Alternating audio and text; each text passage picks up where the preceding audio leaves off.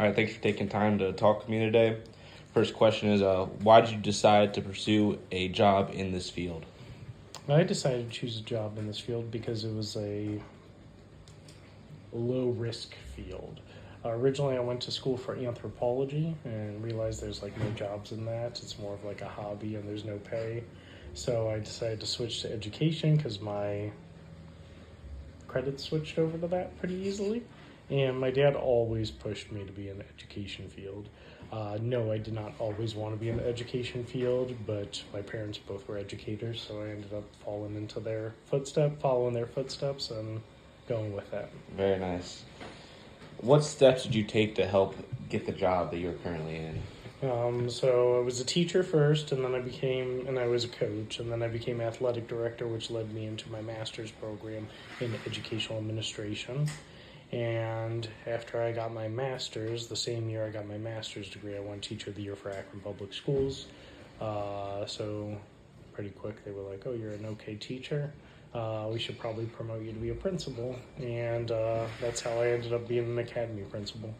You already said your parents had a big influence on you. Did any other people help you push towards this career? Your grandparents were both educators. It's like the family profession. Everybody in the family works for Akron Public Schools. My wife, Chelsea, works for Akron Public Schools, and it just kind of fell in line with everybody else. Can you give me an example of, let's say, a disciplinary action that you've had to take response to and how you solved that issue?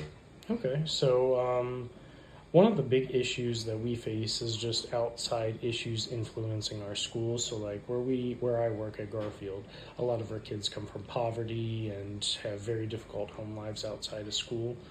So one way I've really helped resolve that is this year I've implemented Saturday schools to reduce my out of school suspension rate. So instead of being suspended out of school, you have to attend on Saturday, which is much more of a consequence for kids. And it's reduced my discipline rate this year by about 50%, implementing that and restorative practices through circles and some various educational trainings that I've gone to. I'm a circle practitioner through IIRP, the International Institute of Restorative Practices. I've gone to 6 of their trainings now, and I'm a train the trainer. Awesome, that's pretty cool. Can you talk me through a normal work day from when you first get there, anything you have to deal with throughout the day, and then end day? When I first get to work, I always stop in my office, drop off my lunch, things like that, walk in the door. I check my email first thing, and at 7:30 a.m. I have to go run metal detectors and bag scanners for the day. So I am certified as a TSA officer, same certification. So I do run a bag scanner every morning, making sure no weapons, drugs, any contraband get into the school. Between the metal detectors and that, it takes me till about 8:30 in the morning. Once most of the kids are in the door, our school starts at 8:05. So a few kids come late, and once the line dies down, I do have a full-time security guard at the front entrance to run those. But only once less people are coming in. When it's a big rush, it takes about 10 individuals. I'm the one on the bag scanner, but it takes about 10 individuals to get everybody through the door. We also use Yonder bags, so every kid has to lock up their phone, and that just takes a lot of manpower to run. Once I'm done with that, normally I try and get in a few classrooms in the morning. So I do walkthroughs, observations, teacher evaluations kind of thing. If there's a situation outside of school, I try and get that done right away that I heard about. So like for instance, say a kid came to me this morning upset about something, that would be my CSB calls and things like that, whatever that situation is, handling it. Following that, lunch duty takes 3 periods of the day. That starts at 11:10 in the morning and goes till about 1:40 in the afternoon. During that time, I'm in the cafeteria the whole time, watching the kids, working with them, making sure everything goes smoothly during lunch, no discipline issues during lunch. My station normally is outside the boys' bathroom to make sure everybody's okay in there. We don't allow more than 3 students in the bathroom at a time to ensure no vaping and things like that.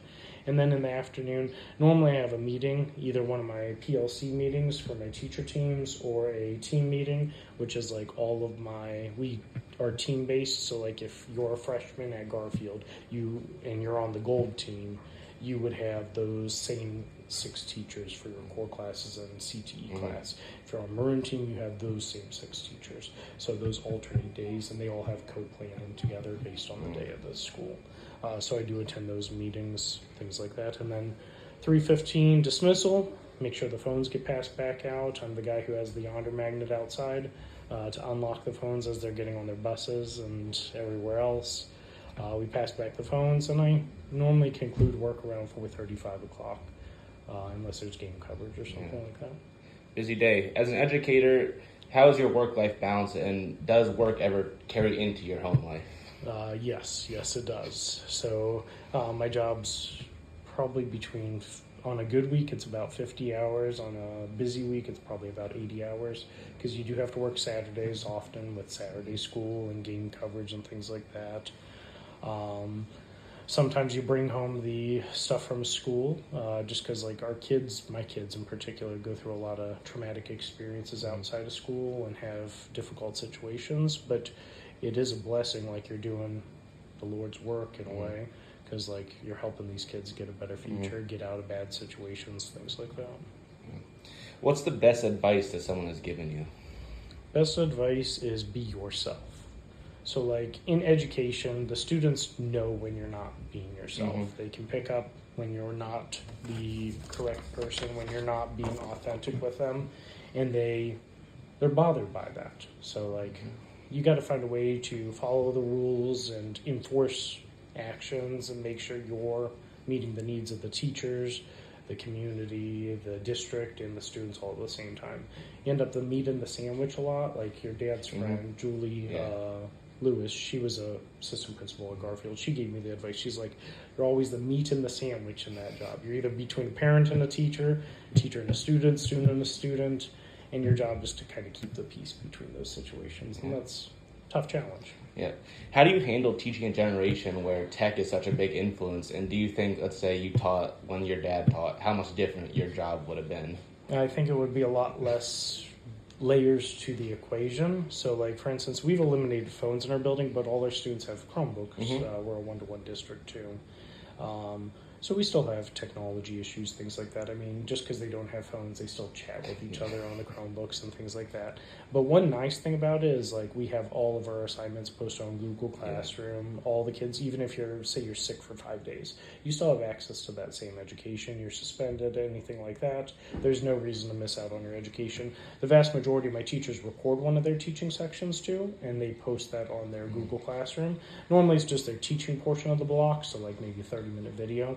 And then they upload those videos to the Google Classroom too. So I do have kids on home instruction for health reasons. I have kids that are just home instruction because they've chose APS online, and that's one way we do those. They do have different teachers as well to support those at home, but those teachers only meet with them for a few hours a week, so it helps with them staying in touch. Because I have about, we're the APS online school, so I have close to 1,000 kids between K-12 that are online still in Akron. Wow. Yeah. If you could go back, would you still choose this career path? Yeah, I don't think I would choose anything different. I like my job. It's been very rewarding for me. I don't know what else I'd be good at, honestly. Like, there's not many skills that I have, and this fits the certain set of skills I have. It's definitely not for everybody. You have to have a thick skin. You have to be able to tolerate a lot and not get upset.